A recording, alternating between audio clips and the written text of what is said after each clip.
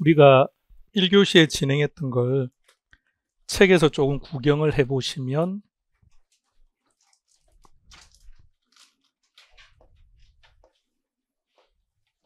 그림 하나 보이죠? 이게 복합 개념이라는 말이고요. 그 다음에 협의광이 있었죠. 자, 거기서 이제 청착물 들어갈 거예요. 청착물. 자, 이게 교재는 페이지가 15페이지. 15페이지에서 청착물을 한번 찾아보세요. 기억만 한번 확인해 보세요. 무슨 말인지.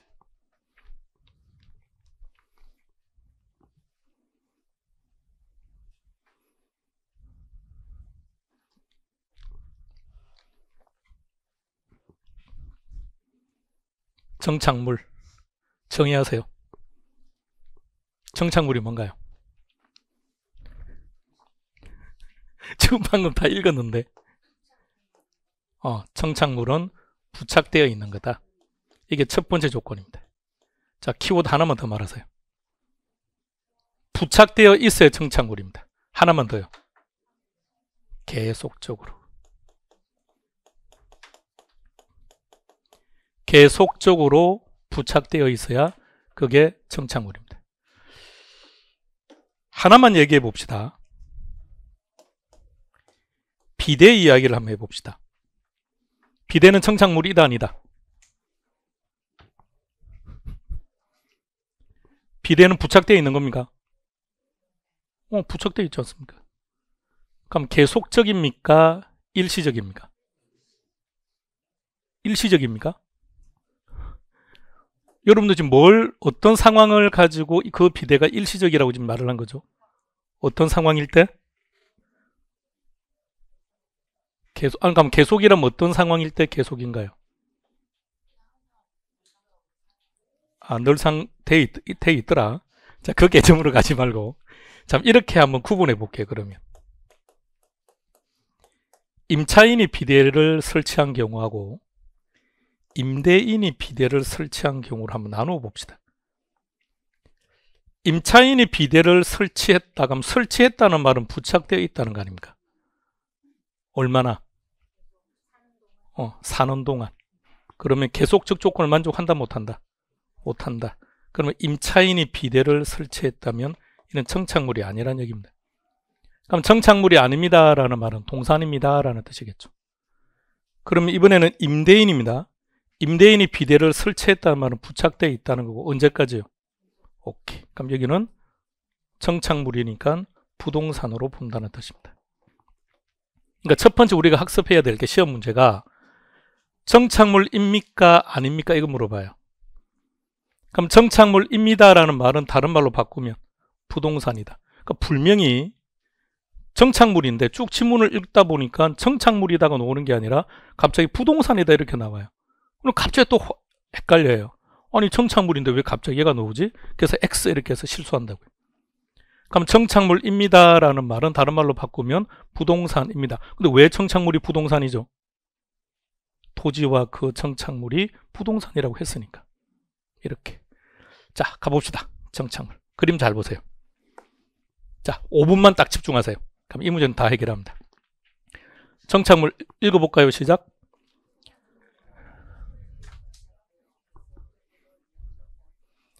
영상으로 보시는 분들도 마찬가지입니다. 쭉 읽어야 돼요. 자꾸 읽어야 돼요. 자, 그러면 키워드만 딱 기억합니다. 자, 그럼 가볼게요. 다른 생각하면 안 돼요. 두 가지 조건 중에 한 가지 조건이라도 만족하지 않으면 청착물 아니다. 그럼 동산이다. 자, 첫 번째 조건 수목입니다. 그러니까 어떤 전제를 달지 마세요. 지금까지 사회적 경험을 대입시키지 말고 그냥 지금 듣는 그대로. 자, 수목 부착되어 있습니까? 분리되어 있습니까? 부착되어 있죠. 한 가지 만족했습니다. 계속적입니까? 일시적입니까? 계속적. 그러면 청착물입니다. 근데 지금 이 수목을 A라는 위치에서 C로 옮겨 심을 겁니다. 그러면 A에 있던 수목을 C로 옮겨 심으려면 C가 정지작업이 되어 있어야 되겠죠. 그래 가지고 와서 심을 텐데 아직 그 정지 작업이 안 된 겁니다. 그래서 어쩔 수 없이 B에 옮겨 심어 놓은 거예요. 이때 이 수목을 뭐라고 하는지 잘 보세요. 이름을 이렇게 말해요. 뭐라고 한다고요? 가식이 뭐죠? 가식. 우리 흔히 말하는 그 가식이 아닙니다. 여기서 말하는 가식은 임시.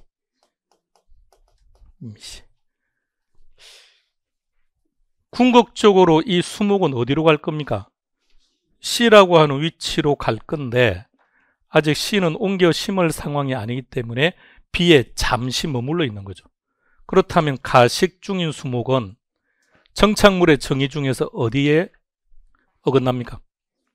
오케이. 계속적이라는 조건에 어긋나기 때문에 정착물 아니다. 이렇게 보는 겁니다. 재미있는 질문 해볼게요. 입고 계신 옷 정착물이다 아니다? 아니다? 아니다? 잘 생각해요. 아니다? 그럼 안경 아니다? 이 화장하는 것. 어떤 연예인은 TV에 나와서 그러더구만요. 남편 앞에서 지금까지 화장을 지워본 적이 없다고. 그럼 그분 입장에서 정착물. 그럼 정착물이다는 거 아닌가요? 그런데 우리는요, 인간은 스스로 만물의 영장이라고 해서 인간과 직접적으로 관계되는 것은 전부 다 대상이 안 삼아요. 인간은 그러면 동산입니까? 부동산입니까? 동산? 아닌 것 같은데. 결혼하면 어떻게 하죠? 아니, 결혼했다는 것을 타인에게 공시하지 않습니까? 어떻게 공시합니까? 매일 손잡고 다닙니까? 어떻게 합니까? 혼인신고하지 않습니까? 그럼 아기가 태어나면 출생신고하지 않습니까? 그럼 인간은 구태여 구분한다면 어디에 속하는 겁니까? 준부동산이죠. 근데 인간은 스스로는 분류 대상에 안 집어넣어요. 그래서 그렇게 구분 안 할 뿐인 거죠. 자, 갑니다. 자, 세 번째 잘 보세요. A에 있는 이 수목을 지금 어디로 옮겨 심을 겁니까? C로. 자, 옮겨 심을 겁니다. 표현을 잘 봐요. 옮겨 심습니다. 아직 옮겨 심은 게 아니죠. 현실적으로 보세요. 현실적으로 우리가 도로를 달리다 보면 트럭에 큰 나무들이 그 뒤에 운반 중인 거 봤죠? 지금 그런 상태인 거예요. 그런 상태를 뭐라고 했죠? 이식 중인 수목입니다. 어떤 조건에 어긋납니까? 부착이라는 조건에 어긋납니다. 따라서 이식 중인 수목은 정착물 아니다. 이렇게. 자, 그러면 첫 번째 구분해 봅시다. 방금 한 것 중에서 무엇은 정착물이라고요? 수목. 무엇은 정착물이 아니었죠? 이식 중이거나 가식 중인 수목은 정착물이 아니다. 자, 두 번째 거 보세요. 표현을 느껴봐요. 표현에서. 암기하려고 하지 마시고. 다년생이라는 단어 속에서 이 의미가 느껴지죠. 그러면 다년생이 계속적이라는 조건을 만족하려면 기본적으로 부착은 되어 있겠네요. 부착이 되어 있어야 다년생으로 넘어갈 수가 있으니까. 자, 두 번째는 뭐라고 되어 있습니까? 북한산에 올라가 보면 큰 나무들이 많죠. 그건 누가 그렇게 가꾼 겁니까? 스스로. 그걸 자연식생이라고 합니다. 부착되어 있고 계속적. 자, 이번에는 보세요. 이번에는 수확물입니다. 수확물은 왜 정착물이 아닌 거죠? 분리. 부착이라는 조건에 어긋났죠. 초본작물, 우리 시험은 초본작물이라는 용어가 나온 적은 없는데 얘가 나왔습니다. 벼, 마늘, 보리 이렇게. 초본작물은 뭐라고 정의하느냐 하면 1년생 작물.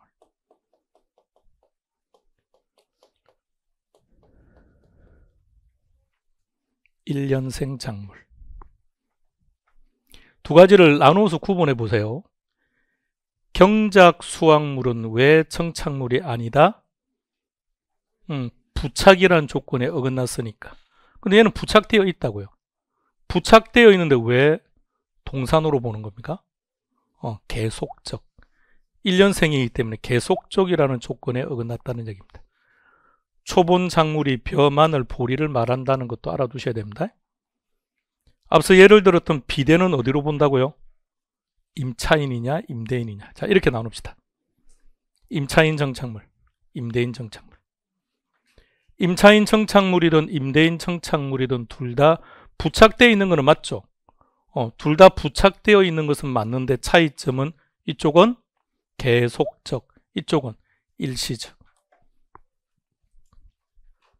이것만 기억하시면 됩니다.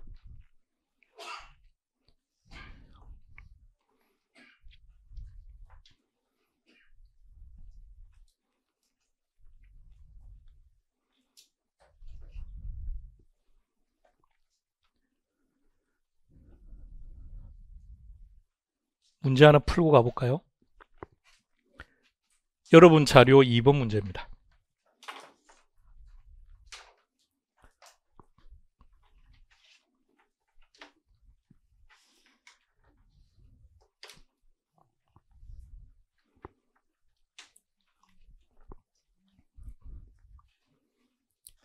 (1번) 뭔 말인지 모르겠고 4번 5번 아리송하고 그래도 답은 찾을 수 있습니다.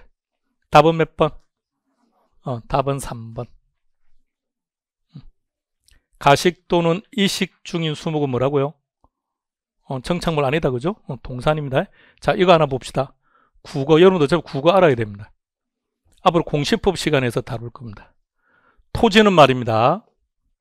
토지는 정부가 그 토지의 목적을 하나씩 다 정해놓고 있습니다. 그걸 지목이라고 해요. 그 대한민국에는 토지는 28개의 지목 중에 어느 하나에 속해야 돼요.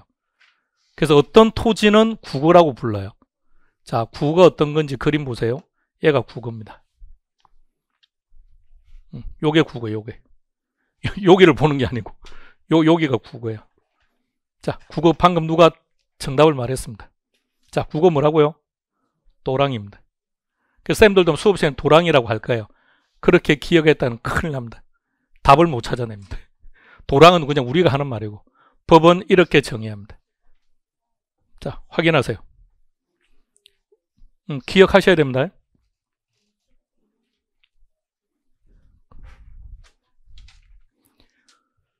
우리 첫 만남에 이렇게 설명했습니다. 강양구는 스마트하게 강의하겠다고 했습니다. 여러분들은 가면 스마트하게 학습하라고 했습니다. 답도 스마트하게 찾아라고 했습니다. 자, 그러면 스마트하게 갑시다. 이걸 뭔 수로 우리가 다 암기합니까? 시험은 이렇게 나와요. 근데 뭔 수로 저걸 다 암기하냐고요? 키워드 찾으세요. 수로 아닙니다. 왜냐면 다른 데 수로가 또 나와요. 응? 키워드 찾아요. 박동아 찾아. 에이, 자연 못 들은 걸라고. 응? 힌트 드릴게요. 세 글자. 자, 유치한데 요 국어에 기억이 들어가죠. 그럼 여기도 키워드에 기억이 들어가요.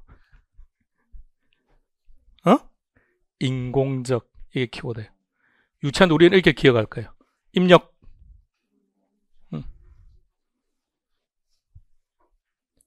물론 제일 좋은 거는 다 기억하면 좋은데 이거 어떻게 하냐고요. 여러분들이 이걸 암기를 못하는 게 아니고요. 저래가지고 시험 문제에서 문제 나왔을 때 답 찾는 시간이 걸릴 거 아닙니까? 국어가 보면 그냥 인공이라는 단어가 있는지 보고 거기서 문제 맞는 거죠. 이거 사람이 의도적으로 만든 겁니까? 자연적으로 만들어진 겁니까? 의도적으로 만들은 뭘 보고 여러분들 이걸 의도적으로 만들었다고 생각하십니까? 그래요. 옆에 뭐가 있습니까? 논이 있네요. 그럼 거기에 물 대기 위해서 만든 거죠. 그러니까 이런 것들을 인공적 수로, 이런 것들을 뭐라 한다고요? 국어. 그 다음에 4번 교량, 누구나 다 아는 건데 그게 왜 정착물이지? 그림을 통해서 한번 보세요. 느낌상. 그러니까 정착물의 정의에 부합되는지를 보세요. 일단 부착되어 있는 거죠. 예. 그리고 계속적입니까? 예. 그러면 똑같은 의미로 5번도 같이 봐도 되겠네요. 자, 지금 이 문제 하루하루 나갈 때마다 다루는 내용들은 꼭 기억합시다. 자, 이 부분 다시 한번 쭉 보면서 왜 저는 정착물이라고 하는지 아닌지를 그림과 함께 연결해서 보시기 바랍니다.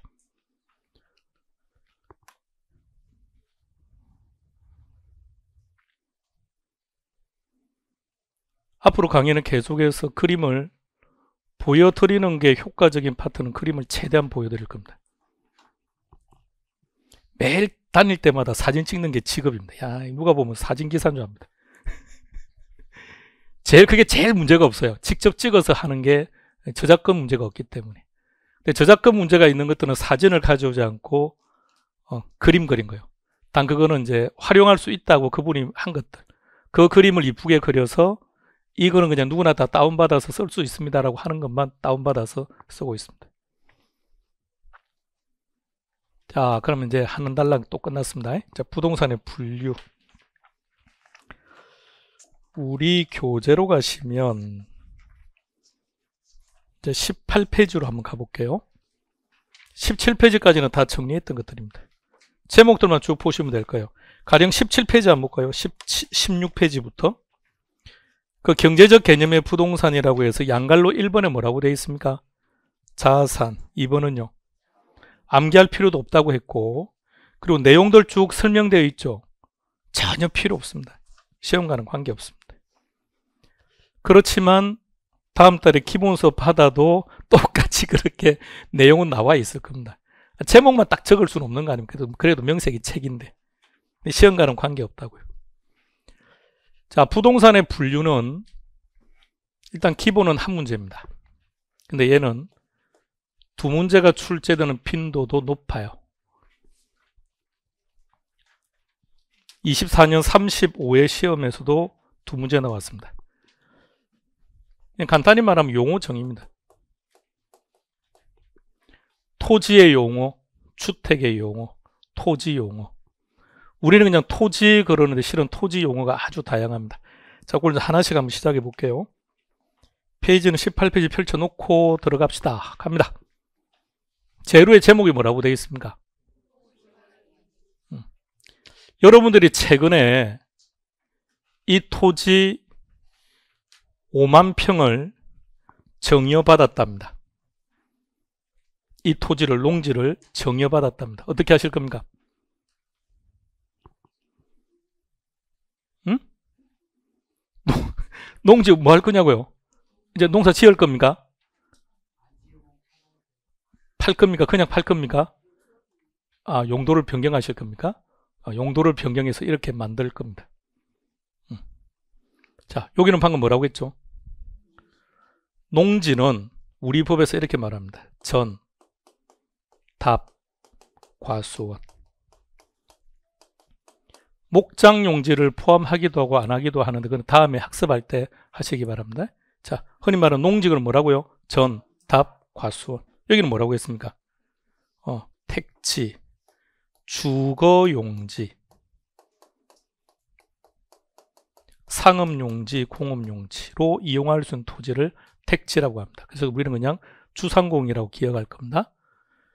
그럼 이제 그림을 통해서 한번 보시기 바랍니다. 이 상태일 때는 이제 뭐라고 부르면 됩니까? 농지. 이 상태가 되면 뭐라고 부를 겁니까? 택지. 자, 그럼 방금 용도를 변경한다는 표현을 사용하셨는데 용도 변경 중일 때는 뭐라고 할 겁니까? 이 시간이 갑자기 확 이루어지는 게 아니라고요. 어제는 농지인데 아침에 일어나면 택지로 바뀌었다 이런 일은 없어요. 시간이 꽤 많이 걸립니다. 법률적인 부분도 필요하기 때문에. 그러면 이때 당시도 뭐라고 불러야 될 거 아닌가요? 그러면 한번 생각해봐요. 뭐라고 부를 겁니까? 자, 말해봐요. 뭐라고 부를래요? 아니, 그 말을 만들어봐요. 택지가 되기 전이다. 뭐 이렇게 불러도 되지 않나요? 후보지? 오케이. 그게 정답이에요. 근데 이제부터 우리는 이 단어를 안 쓸 겁니다. 용도 변경 중이라는 단어를 안 쓰고 우리는 이 단어를 쓸 거예요. 뭐라고 표현한다고요? 전환. 자, 이 토지를 후보지라고 해요. 그럼 다른 거 보지 마시고 그림만 딱 보세요. 그림만 보시고 후보지를 한번 정의해 보세요. 자, 질문을 일단 바꿀게요. 그럼 다시 대도로 올라가면 재료의 제목. 후보지나 이행지는 어떨 때 사용하는 거죠? 용도 변경 중일 때를 부르는 말. 나 대통령 한번 해볼래? 그 출마했습니다. 그럼 그때는 뭐라 부릅니까? 대통령 후보. 그 당선이 되었습니다. 그럼 뭐라 불러야 됩니까? 대통령 당선자. 취임했습니다. 그럼 대통령. 그리고 용어를 다 다르게 써주지 않습니까? 그러니까 선거하기 전까지는 대통령 후보였고 선거 끝나서 누군가가 결정이 되면 그 사람은 당선자라고 부르는 거고 취임하기 전날까지는 그냥 당선자일 뿐인 거고 취임하는 순간 대통령이 되는 거고 그것처럼 토지도 그렇게 부른다는 얘기죠. 그러면 후보지나 이행지는 어떨 때 사용한다? 용도가 변경 중일 때. 그럼 시험용으로 바꿔서 한 번 더 표현해 볼까요? 어떨 때 사용하는 용어라고요? 전환 중일 때 사용한다고요. 자, 그런데 그림 조금만 더 봐요. 어떨 때 후보지라고 하느냐면 힌트를 드리고 있습니다. 한번 정해 보세요. 후보지는 뭐다? 지역 상호 간 전환되는 토지. 그죠? 지역 상호 간 전환되는 토지. 자, 이제 후보지 이행지 개념은 잡았으니까 이제 들어갑시다. 이 결론은 우리는 이 그림을 기억할 겁니다. 이 그림 가지고 자, 가봅시다. 먼저 그림을 한번 보세요. 이름도 확인하시고. 화살표를 잘 봐주세요. 다음 달에 기본서 받으면 기본서에 그림 다 그려놨습니다. 자, 화살표를 잘 보세요. 이걸 후보지라 불러요. 그림 보세요. 그림. 자, 그림 보시고 후보지를 정의하세요. 다시 뭐라 한다고요? 지역 상호 간 전환 중인 토지. 이렇게 기억하셔야 됩니다. 시험 문제는 이렇게 나와요. 시험 문제는 이렇게 놓는데 우리는 그렇게 판단 안 할 거라고요. 그냥 지역 상호 간 이렇게 전환 중인 토지. 그런데 최근에 이제 문제가 아주 구체적인 사례를 통해서 출제되기 시작했습니다. 이렇게도 출제됩니다.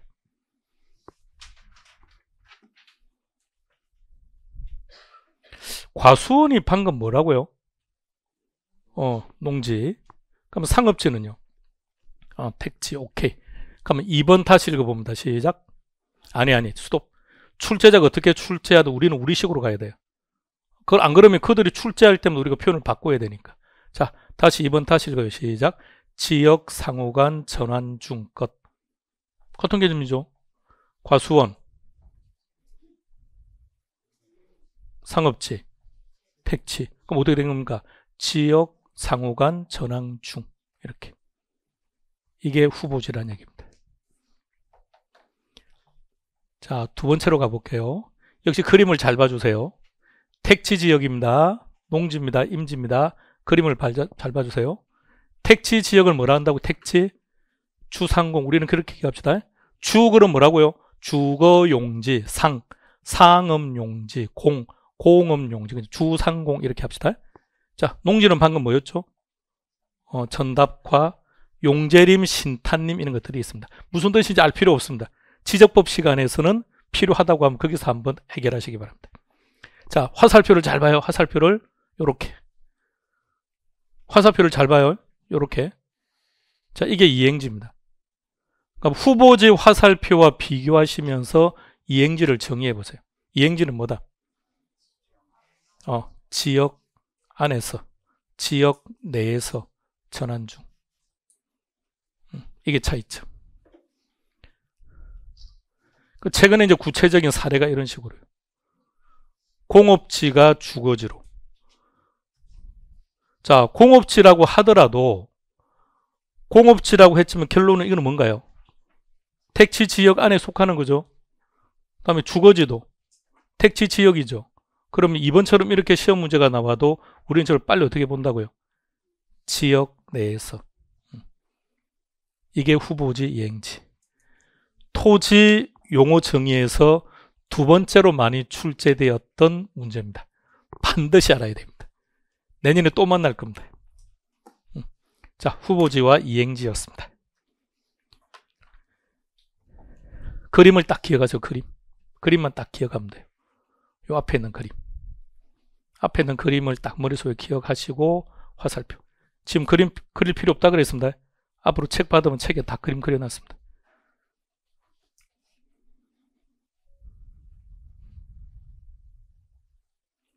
자, 이제 두 번째로 한번 가보겠습니다. 궁금한 부분들은 바로바로 질문하세요. 궁금한 부분들은 바로바로.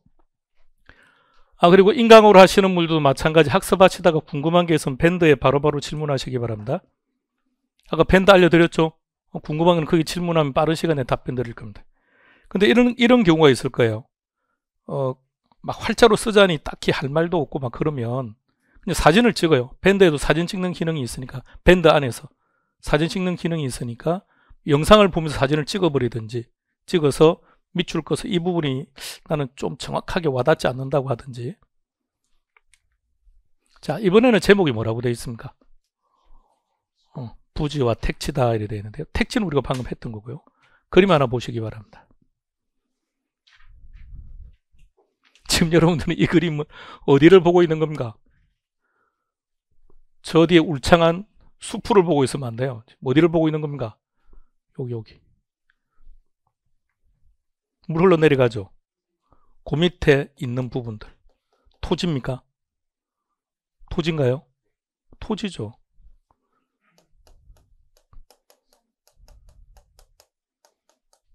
이렇게 불러요. 그림 하나 더 보시겠습니까? 이건 자주 접하는 거죠. 이는 뭐라 부를까요?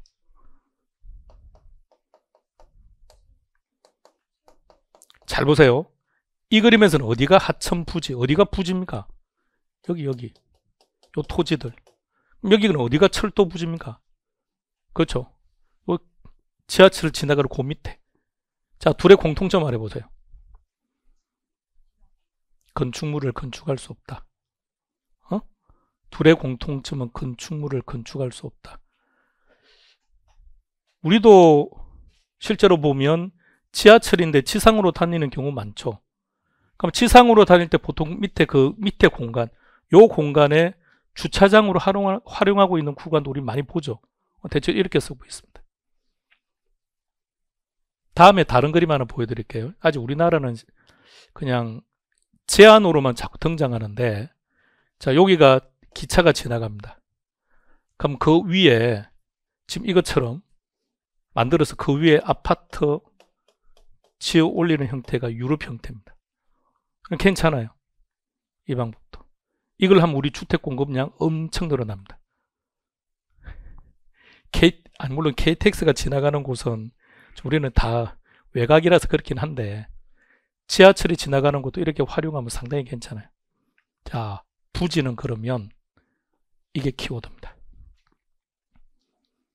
부지라는 단어를 보면 안 돼요. 철도, 하천, 이런 표현을 보시라고요.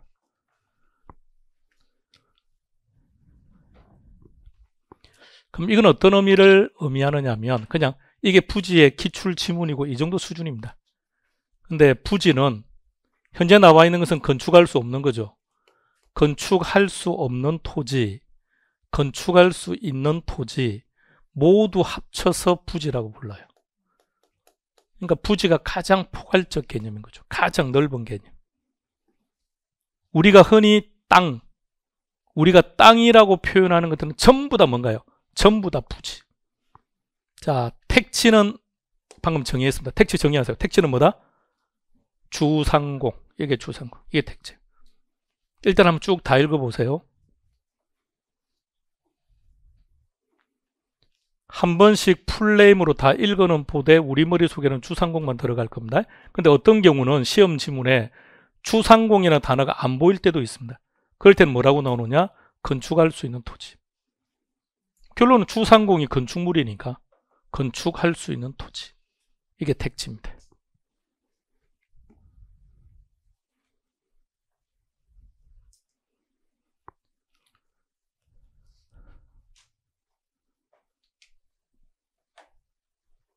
다음 세 번째 또 용어 정의 하나 봅시다. 제목 뭐라고요?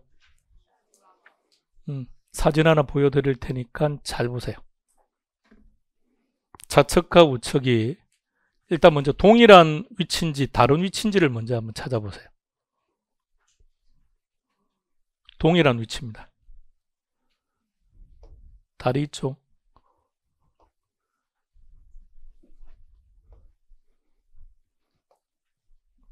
촬영한 위치가 좀 달라서 그래요. 역시 어딘지 찾아서 밴드에 올리시면 1등을 뽑도록 하겠습니다. 어딘 것 같습니까? 일단 힌트는 이 건물이 들어서 있는 상태가 아니라 조감도입니다. 제일 좋은 건 항상 늘 고민스러웠던 게 나지와 부지를 설명할 때 동일한 위치에서 사진을 찍어서 하나는 건물이 없는 경우, 하나는 건물이 있는 경우에 사진을 찍은 걸 보여주면 제일 좋은데 그런 게 없어요. 엄청난 시간이 지나가야 될 테니까. 가령 이런 걸 하나 찍었어요. 여기까지 한 5년에서 10년은 기다려야 되지 않을까요? 이 조감도기 때문에 아직 안 들어갔습니다. 그러면 저 공간이 생긴 지가 약 한 20년입니다. 그럼 지금 이제 겨우 20년이 지나서 겨우 건물을 이제 짓겠다고 시작하고 있으니, 자, 둘을 비교해봐요. 차이점을 말해봐요. 저기는 건물이 없고 여기는 건물이 있고, 저 토지를 뭐라 부르냐? 이렇게 불러요. 얘는 그냥 건물이 있는 땅이라 해서 건부지라 불러요. 별 개념 없죠? 건물이 있는 땅이야 건부지, 아니 건물이 없는 땅이야 나지. 근데 이렇게 끝나면 얼마나 좋을 것 같습니까? 근데 그렇게 안 끝납니다. 자, 둘을 잘 보세요.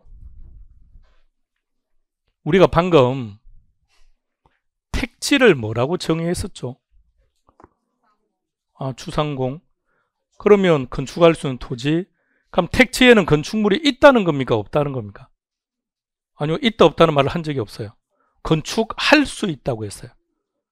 그러면 다시 그림을 되돌아갈게요. 어떤 게 택지입니까? 둘 다 택지예요. 그죠? 둘 다 택지입니다. 둘 다 택지인데 하나는 건물이 있는 상태, 하나는 건물이 없는 상태. 자, 낮입니다. 낮의 첫 번째 특징 말하세요. 지상 건축물이 없다. 자, 그 다음에 특징 두 가지가 더 있습니다. 세 가지를 기억해야 됩니다.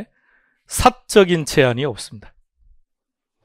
사적인 제한이라는 것은 담보가 설정되지도 않았고, 그러니까 좀 앞으로 이제 민법을 좀 더 다루시게 되면 놓을 겁니다. 제한 물건이 설정되어 있지 않다는 얘기입니다. 제한 물건이 설정되어 있지 않기 때문에 자연스럽게 거래가 가능하다는 겁니다. 우리가 막 지나가다 보면 가끔씩 현수막에다가 이런 거 붙여놓은 거 봤습니까? 유치권이 설정되어 있습니다라고 막 이렇게 붙여놓은 거 있죠. 그럼 그런 건 우리가 사고 싶을까요? 그렇죠. 일단 뭔지는 몰라도 찜찜하니까 안 사려고 할 거 아닌가요? 이러한 제한 물건이 설정되어 있지 않는 토지라고요. 자, 그걸 뭐라고 한다고요? 사법상 권리가 설정되어 있지 아니하다, 이렇게 표현합니다.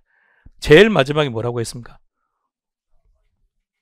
정부가 이 지역에 고도 제한을 설정해서 3층 이상 건물 지을 수 없다. 할 수 있다 없다? 있다. 정부가 언제든지 수용할 수 있다 없다? 있다. 그래서 공법상 제한은 항상 있습니다. 모든 토지다. 모든 토지. 그러니까 우리 시험 문제에서 공법상 제한이 없다 그러면 그 지문은 무조건 다 틀린 겁니다. 그러면 나지에서 우리가 기억할 것은 특징 세 가지를 기억해야 됩니다. 첫 번째는 뭐라고요? 정착물이 없습니다. 두 번째, 사법상 제한이 없습니다.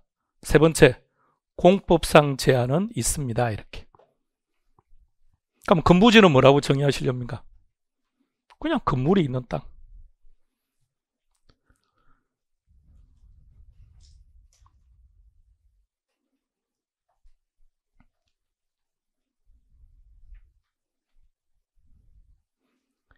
자, 여기까지는 이제 뭐 특별하게 할 거 없어요. 몇 가지 그러니까 처음 접해서 그래요. 나는 우리는 지금까지 이걸 그냥 땅이라고 불렀지 뭘 이걸 뭐 나지니 건부지인지 이런 말을 안 불렀으니까. 자, 우리 그런 표현 써줘. 벌구숭이 몸을 뭐라고 합니까? 그 개념이에요. 그러니까 아무것도 없다는 얘기예요. 그냥 건물이 있는 땅이다. 가장 포괄적 개념이 부지라 그랬죠. 부지. 건물이 있는 부지다. 자, 이번 개념을 잘 잡아봐요. 어느 게 비쌀까요? 그런데 나지가 비쌀까요? 건물이 들어서 있는 건부지가 비쌀까요? 자, 다시 갑니다. 감정평가사가 평가를 합니다. 나지 평가 이렇게 말해요. 건부지 평가 이렇게 말해요. 나지를 평가한다는 것은 토지를 평가한다는 겁니까? 건물을 평가한다는 겁니까? 토지를. 건물주를 평가한다는 것은 토지를 평가하는 겁니까? 건물입니까? 함께 평가한다는 겁니까? 그런 말이 어디 있습니까? 토지를 평가하는 거죠. 얘는 토지 이름입니다. 토지 이름, 건물 이름이 아니고. 그래서 가장 헷갈려 하는 게 이게 문제예요. 지상에 건물이 있는데 당연히 비싸겠지. 그런 게 아니라고요. 우리는 지금 뭘 평가하는 겁니까? 토지. 어느 게 비쌀까요? 낮에가 비싸요. 그럼 지상에 건물이 있으면 무조건 가격이 떨어지고 그건 말이 안 되죠. 딱 이 상태입니다. 딱 이 상태면 어느 게 비쌀까요? 이게 훨씬 비싸야죠. 건물이 있는데 들어가는 비용이 얼만데요? 훨씬 크겠죠. 근데 어떨 때 낮이가 더 비쌀까요? 30년이 지나고 40년이 지났습니다. 건물이 많이 노후화됐습니다. 여러분들이 이 토지를 삽니다. 우리가 토지를 사는 이유가 뭔가요? 농사 짓기 위해서? 건물 짓기 위함이죠. 그럼 이 건물을 사면 또 어떤 문제가 수반됩니까? 철거 비용, 철거 시간. 그것만큼 저게 비싸야죠. 그럼 잘 봐요. 낮이가 비싸다는 것을 건부지 입장에서 보세요. 건부지 입장에서. 자, 건부지는 지상에 건축물이 있다 없다? 건축물이 있죠.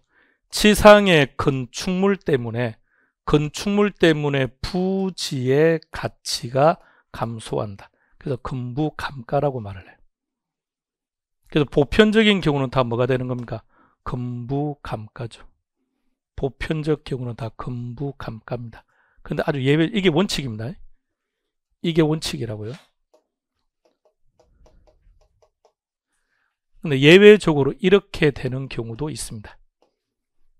건부지가 더 비싼 경우도 있습니다. 이럴 때는 표현은 뭐라고 쓰면 좋을까요? 건부 증가. 지상 건축물 때문에 부지의 가치가 증가한다. 건부 증가가 되는 겁니다. 어떤 경우 이럴까요? 신축? 자, 이런 경우 있죠. 정부가 수용한대요. 정부가 수용한다 그러니까 보통 이런 땅 주인들이 어떻게 하던가요? 거기다가 나무도 탭딱 큰 거 갖다 심죠. 막 가건물 갖다 하죠. 이거 왜 그럴까요? 보상금 많이 받으려고. 그럼 수용할 때는 어느 쪽이 비쌀까요? 건부지가. 자, 여기에 댐을 건설하려고 합니다. 그래서 정부가 이 지역이 이제 수몰지구가 되니까 어쩔 수 없이 토지를 이제 다시 정부가 가져가야죠. 자, 수몰지구로 결정된다. 그럼 어떤 토지를 가진 자가 더 많은 보상을 받을까요? 건부지. 이런 식으로 암기하기 시작하면 종류가 수백 가지가 나올 겁니다. 그래서 우리 한 가지만 딱 기억합시다. 정부의 규제가 심해집니까? 정부의 규제가 완화됩니까? 오케이. 정부의 규제가 강화될수록, 즉 공법상 규제가 강화될수록 예외적으로 건부 증가가 나타난다. 그것만 기억하시면 됩니다.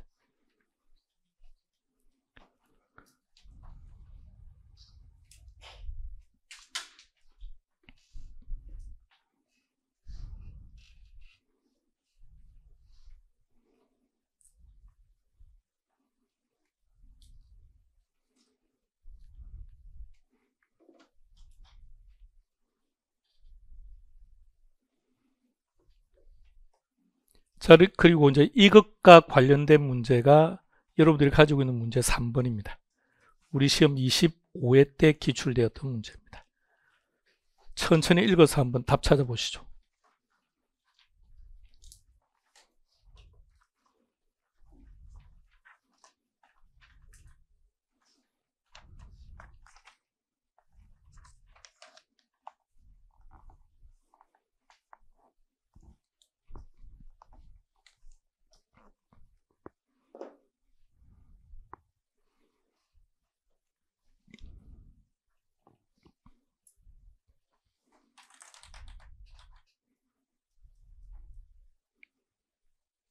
답은 몇 번?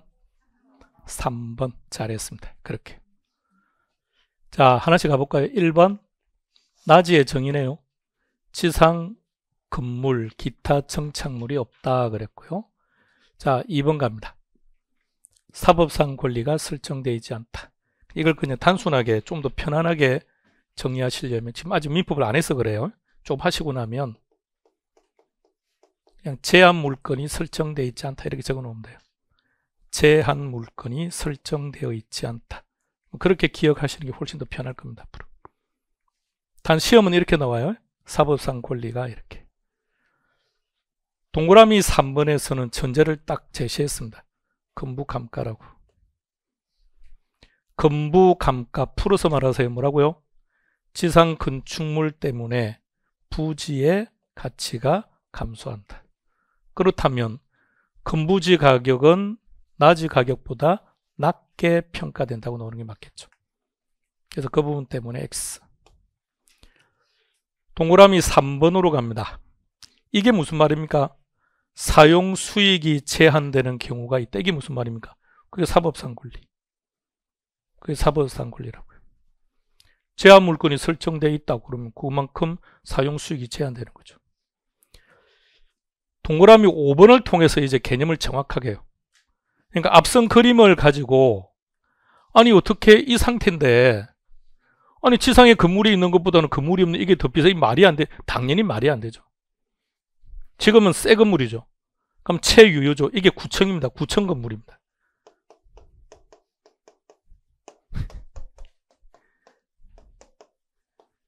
이게 해운대 구청입니다. 해운대 가본 적 있습니까? 해운대 가니까 구청이 어디 있던가요? 해운대를 가봤는데 구청, 그 해운대 바닷가 쪽에 구청이 있어요. 근데 지금 해운대 인구수가 부산에서는 제일 많아요. 부산 자치구 중에서 해운대 구 자치구가 가장 인구수가 많아요. 근데 그 구청 가지고 안 돼요. 여기로 옮기겠다는 공약을 한 지가 아주 오래되는 거예요. 20년 전에. 그걸 못하다가 이번에 시작을 한 겁니다. 아마 첫 사업을 퍼기 시작했을 겁니다. 지금. 아직 건물은 안 올라가 있고요. 그러면 주변에 이제 아파트값 어떻게 될까요? 올라가는 게 정상이지 않을까요? 일단 아파트 값이 안 올라갈지는 몰라도 일단 그 아파트 상가는 어떨까요? 여기에 들어오는 공무원 수가 얼마가 되는데요? 다 점심때 되면 거기 가서 식사할 텐데. 자, 그러면 저 개념이 왜 그러냐 그러면 동그라미 5번을 잘 봐요. 건물하고 채유효가 되지 않아서 그래요. 그래서 앞서 어떤 전제를 달았습니까? 이 건물이 상당한 시간이 지나서 노후화가 되었다고요. 노후화가 된 상태이기 때문에. 그래서 그런 토지를 우리가 사게 되면 철거를 하게 되는 문제가 발생하니까 철거비와 철거 시간만큼은 추가로 나지가 더 비쌀 수밖에 없다는 얘기죠. 나지와 금부지였습니다. 자, 머리 좀 맑게 하시죠. 용어 훨씬 많습니다. 12월 달에 가면 토지 용어 정의를 더 많이 할 겁니다. 자, 이번에는 제목이 뭐라고 합니까? 필지는 많이 들어봤던 용어이고요. 획지라는 용어를 들어본 적 있다. 들어본 적 있나요? 획지는 전반적으로 처음일 겁니다. 자, 그림 하나 잘 보세요. 앞으로 지적법 시간에 공부할 겁니다. 지적 공부에 뭐 기록하는 항목들 그러는데. 자, 읽어보세요. 지금 S자형으로 지번을 부여했습니다. 지번을 부여하는 방식입니다. 토지의 번호. 토지의 번호. 자, 이처럼 요 토지의 번호가 기록되는 것을 이렇게 말해요. 지번이 붙는 등록 단위를 필지라고 말해요. 필지. 자, 아무 생각하지 마세요. 그림만 딱 봐요. 그러면 시험 문제에 필지가 나왔다 그러면 키워드는 뭐가 됩니까? 지번. 지번. 자, 주소 말해보세요. 주소. 주소. 예, 가정방문 안 갈 테니까 걱정하지 마시고. 주소. 145번지 오케이. 합격입니다. 이렇게 말을 해줘야 돼요. 보통 주소 말하라 그러면 무슨 아파트 104동 205호 그럼 그 다음부터 대화가 안 돼요. 자, 번지. 우리가 흔히 이렇게 말했습니다. 요거 뒤집어요.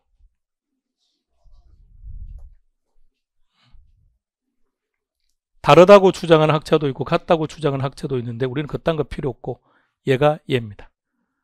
그러면 145번지에 소재하고 있는 이 부동산은 계속 대답을 하셔야 됩니다.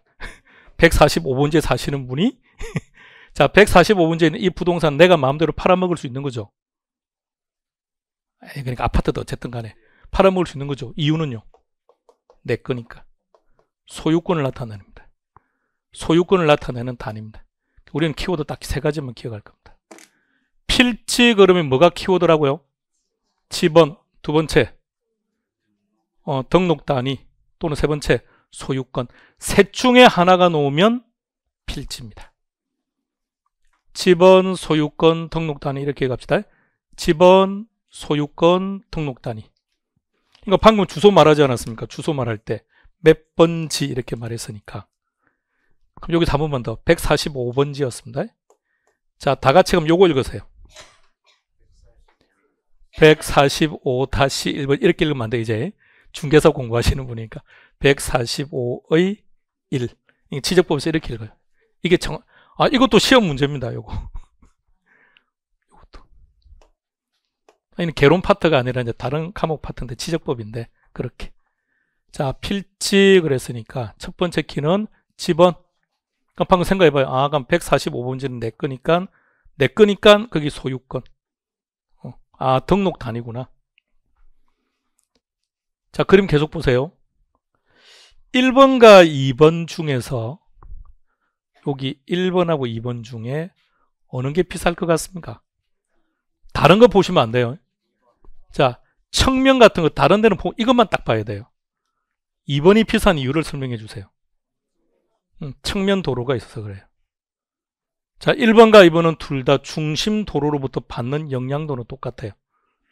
근데 측면 도로로부터 받는 영향도가 완전히 달라져요. 이렇게 한 블럭 벗어나는 순간 가격이 훅 떨어집니다. 그래서 이 경우라면 2번지가 더 비싸요. 그래서 가격을 나타내는 단위를 획치라고 말해요. 획치는 이렇게 정의해야 합니다.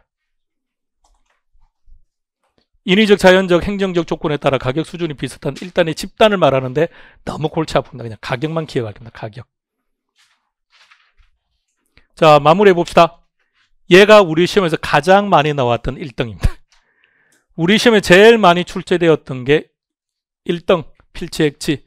두 번째로 많이 나왔던 게 후보지 이행지. 자, 보시고 말하세요. 필지란 뭐다? 지번, 소유권, 등록 단위. 획치는 뭐다? 가격, 것 이렇게.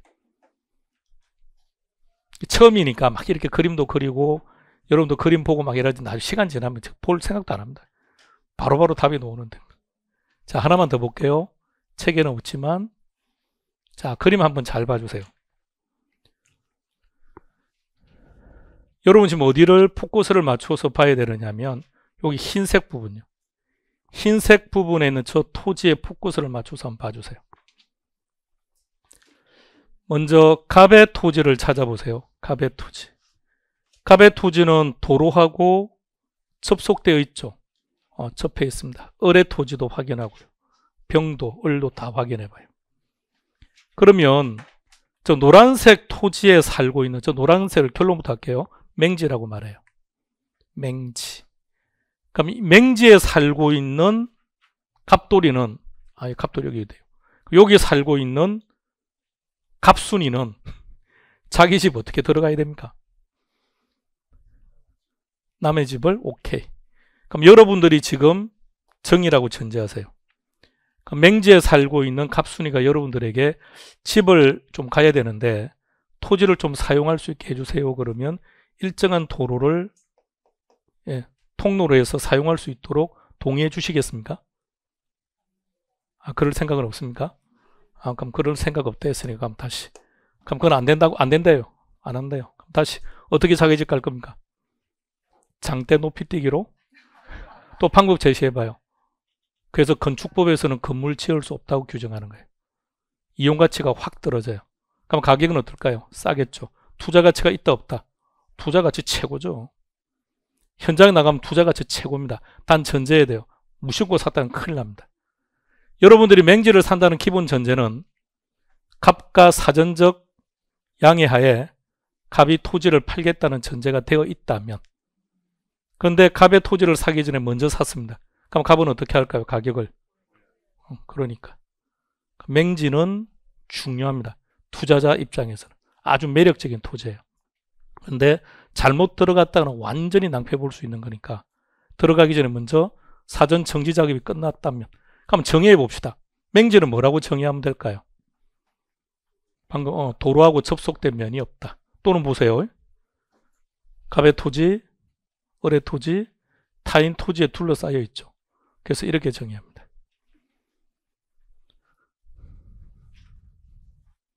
가급적 우리는 이 둘을 나누어서 기억할게요. 칼날을 지금 다르게 간 겁니다. 시험 문제가 따로따로 출제되기도 하기 때문에. 타인 토지에 둘러싸여 있는 토지 또는 도로에 접속면이 없는 토지. 역시 그림을 통해서 기억하시기 바랍니다. 그림을 기억해 두는 게 좋습니다. 현실에서 많습니다. 도심지에는 대체적으로 없겠죠. 도심에는 대체적으로 없습니다. 그래서 외곽으로 나가면 많습니다. 저런 토지는 투자 가치로서는 상당히 매력적입니다. 단 전제 조건은 인접 토지를 추가로 매입을 해서, 그래서 가령 이렇게 볼게요. 여러분들이 이제 맹지를 산 거예요. 그래서 정해 토지 일부를 이렇게 사용할 수 있게 된 거예요. 그럼 여러분 토지는 이제 전체 맹지까지 합쳐서 면적이 이렇게 된 거죠. 그 생긴 모양을 봐요. 자루를 닮았다 그래 자루 대자의 대지라고 해요. 요 대자는 자루 대자라는 얘기입니다. 생긴 모양이 자루처럼 생겼다는 겁니다. 좁은 통로. 시험에 나온 적은 한 번도 없습니다. 자루 대자의 대지는. 하나만 더 할게요. 그냥 읽어만 보세요. 공지.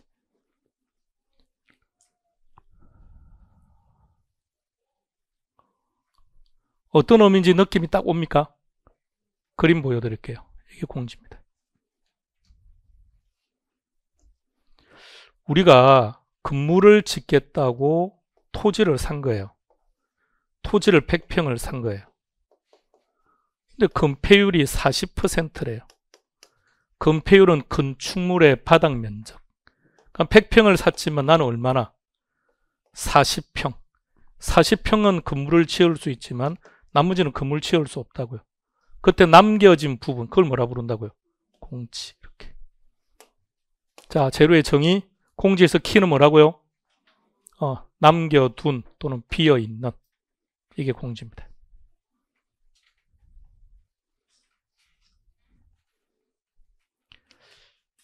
종로는 구도심이죠. 여러분 종로구에 안 사십니까? 다 다른 데서 왔습니까? 종로는 대체적으로 좀 구도심이라 여기는 개발이 많이 제한되는 지역이에요. 종로는 왜 개발을 마음대로 못할까요? 이 땅 밑에 뭐가 있는지 알 수가 없어요. 땅 밑에 건들면 그 순간 개발은 스톱입니다. 이 밑에 역사적 유물이 얼마나 많겠습니까? 아니 경복궁 등등이 참 여기 있는데요. 조선시대는 사대문 안에 있는 지역 아닌가요? 그럼 조선시대 강남은 어떤 지역이었습니까? 죄인들이 유배받아서 갈 때 잠시 머무는 곳입니다. 거기는 그냥 뭐 있었죠? 그 죄인들이 잠시 머물러서 약간 끼니 해결할 수 있는 그 정도 공간만 있었고, 그리고 거기는 얼마나 많은 사람들이 그 얘기는 하지 않습니다. 그러니까 사대문 안이 역사적인 의미를 갖는 공간이죠. 그러니까 이 밑에 얼마나 많은 역사적 유물이 있겠습니까? 그 손을 못 댑니다. 그냥 구도심이죠. 그래서 그 안쪽으로 가면 어떻든가요? 정말 이렇게 남겨진 부분이 많던가요? 없습니다. 구도심은 가면 건물하고 건물이 어때요? 다다다닥 붙어 있어요. 화재 발생하면 어떻게 됩니까? 큰일 납니다. 대형 화재로 이어져요. 그래서 신도시로 가면 전부 다 이렇게 건물과 건물의 간격이 넓은 거죠. 자, 문제 하나 풀고 갈게요. 32에 기출.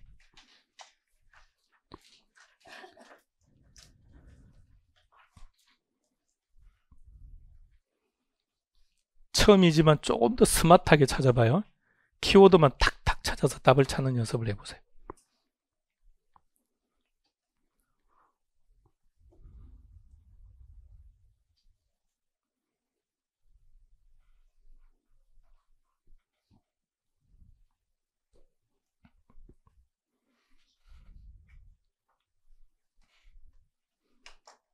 답은 4번.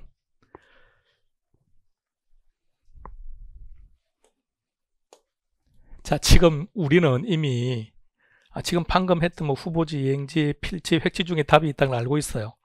그래서 빨리빨리 찾는데 시험 칠 때는 말입니다. 이렇게 갑시다. 제목이 토지 용어라고 돼 있죠. 그럼 일단 택지 지역 이걸 먼저 보지 마시고 이행지를 먼저 찾아요. 자, 그래서 저기 말고 옳은 지문이라면 지문에는 뭐가 있을까요? 지역 상호간입니까? 지역 내입니까? 지역 내에서 전환 중. 전환되고 있다라는 건 전환 중이다. 그죠? 그래서 우리는 그냥 이렇게 기억합시다. 이걸 ing라고 기억합시다. 그게 좋아요. 왜냐면 우리식으로 표현하는 게 너무도 다양해서 전환 중, 전환되고 있는, 진행되는 표현을 너무도 다양하게 쓰기 때문에 그냥 ing 상태. 그러니까 pp 상태가 되면 틀리는 거예요. 자, 2번 필지래요. 옳은 지문이라면 키워드 셋 중에 하나는 있겠죠. 시작. 집원 소유권 등록 단위. 집원 소유권 등록 단위 중에 뭔가가 있겠죠. 정확합니다. 3번은 획질합니다. 그럼 키는요? 가격. 가격이 있는지 뭐 확인하세요.